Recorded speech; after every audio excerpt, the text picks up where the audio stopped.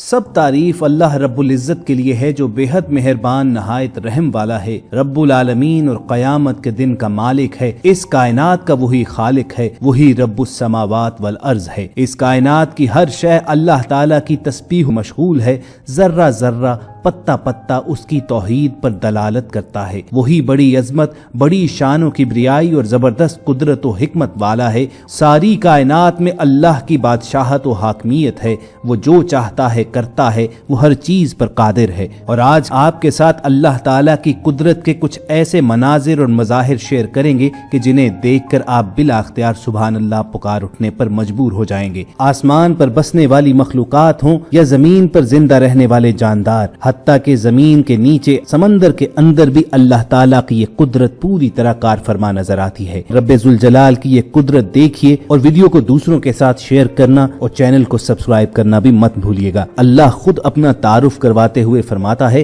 اللہ وہ ہے جس نے جو کچھ زمین میں ہے سب پیدا کیا، وہ ہر چیز جانتا ہے۔ اور پھر اپنی شان تخلیق کا اظہار کرتے ہوئے فرمایا کہ جب وہ کسی کام کا ارادہ کرتا ہے تو محض کن کہتا ہے اور وہ چیز وجود میں آ جاتی ہے۔ اللہ رب العزت نے قرآن پاک میں اپنے لیے احسن الخالقین کا لفظ استعمال کیا ہے، یعنی تخلیق کاروں میں سے سب سے بہترین تخلیق کرنے والا۔ سورۃ الطور میں اللہ تعالیٰ نے ارشاد فرمایا، کیا یہ سب یوں ہی اپنے آپ سے پیدا ہو گئے یا انہوں نے خود اپنے آپ کو پیدا کیا ہے؟ سورۃ الابراہیم میں ارشاد فرمایا، کیا تو نے دیکھا نہیں کہ بے شک اللہ نے آسمانوں اور زمین کو حق کے ساتھ پیدا فرمایا، اگر وہ چاہے تو تمہیں نیست و نابود فرما دے اور تمہاری جگہ نئی مخلوق لے آئے، اور یہ کام اللہ پر کچھ دشوار نہیں ہے۔ سورۃ الاسراء کی ایک آیت کی تفسیر میں لکھا ہے کہ ساتوں آسمان اس کی حمد و ثنا کے ترانے گاتے ہیں، زمین اس کی تعریف و توصیف کے نغمے گنگناتی ہے۔ زمین پر جتنی بھی مخلوقات بود و باش کرتی ہیں سب اسی کی تسبیح میں مگن ہیں،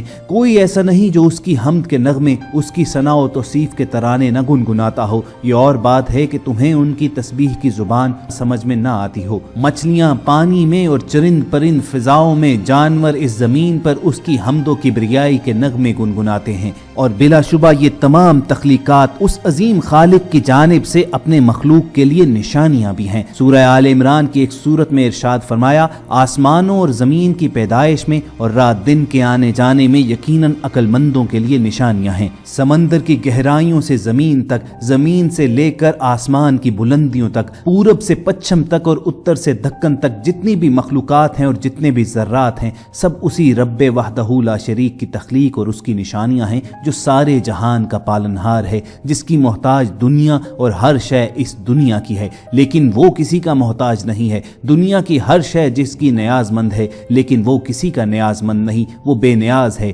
جس کی کوئی ہمسری نہیں کر سکتا، جو بے مثال، بے عیب اور ہر طرح کی تعریف کے لائق و زیبا ہے۔ دنیا کی ہر شے اس بات کی دلیل دیتی ہے کہ وہی تنہا معبود برحق ہے، صرف وہی عبادت کیے جانے کا حق رکھتا ہے، اس کے سوا کوئی نہیں جو کسی بھی طرح کی عبادت کا مستحق ہو۔ وہی ہے کہ جس نے اس پوری کائنات کو رنگا رنگ مخلوقات سے بھر ڈالا تاکہ تم اور ہم اور دنیا کے تمام انسان یہ جان سکیں کہ کوئی ہے جس نے ان مخلوقات کو یہ ادائیں دی ہیں، انہیں ان نزاکتوں سے نوازا ہے۔ وہ کوئی اور نہیں بلکہ وہ اللہ ہے جس کی ذات پاک ہے، جو غیر حادث اور ازلی ہے، جسے کبھی زوال نہیں، جس کے ہاتھوں میں کل کائنات کا کاروبار اور انتظام ہے۔ سورۃ المومنون میں ارشاد ہوتا ہے، برکتوں والا ہے وہ اللہ جو سب سے اچھا ہے پیدا کرنے والوں میں، یعنی احسن الخالقین کہا گیا ہے۔ اگر کوئی یہ کہے کہ یہ ساری مخلوقات، یہ ساری چیزیں بغیر کسی خالق کے یوں ہی پیدا ہو گئی تو کیا آپ یقین کر لیں گے؟ ذرا بتائیے کہ جب ایک ذرہ بھی انسان سے آج تک نہیں بن سکا، جب اس نے آج تک اپنی تخلیق کے مقصد کو نہیں سمجھا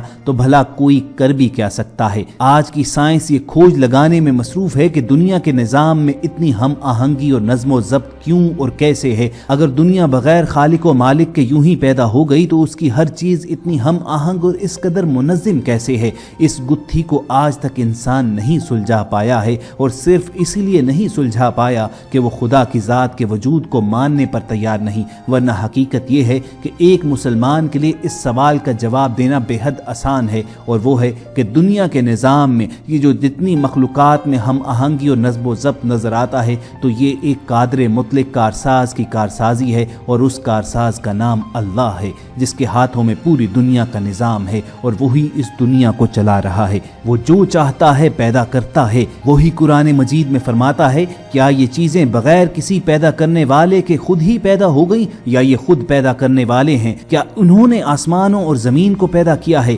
بلکہ یہ یقین نہ کرنے والے لوگ ہیں۔